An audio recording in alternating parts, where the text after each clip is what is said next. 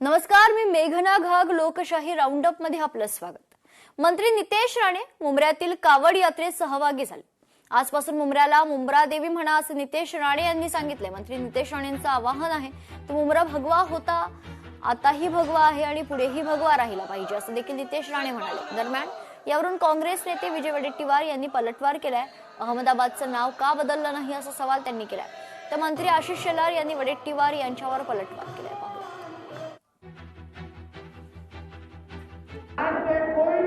मुंब्रा कहेगा नहीं, हर कोई इसको मुंब्रा देवी ही कहेगा। हमारी मुंब्रा देवी, ये हमारे मुंब्रा देवी, ये हमारे हिंदू राष्ट्र में है। ये देश एक हिंदू राष्ट्र में है।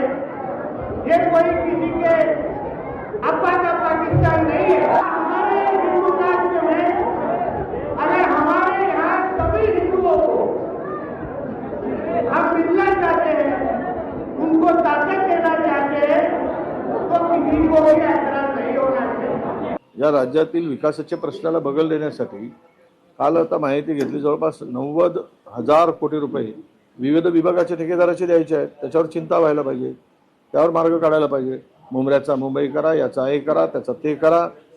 आता त्या तिकडे काऊन नाही केलं आहे?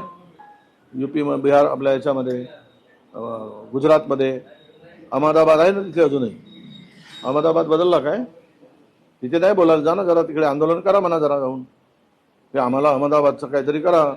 मला वाटतं अजून वडेट्टीवार यांना माहिती नसेल, अहमदाबादच्या विषयामध्ये तिकडच्या सरकारने भूमिका अगोदर घेतलेलीच आहे. ती भूमिका मांडली आहे. त्या भूमिकेशी सकारात्मकच निर्णय केलेले आहेत. मुद्दा मुंब्रा देवी असं करण्याची मागणी नितेश राणेंची असेल तर वडेट्टीवारांचा विरोध का?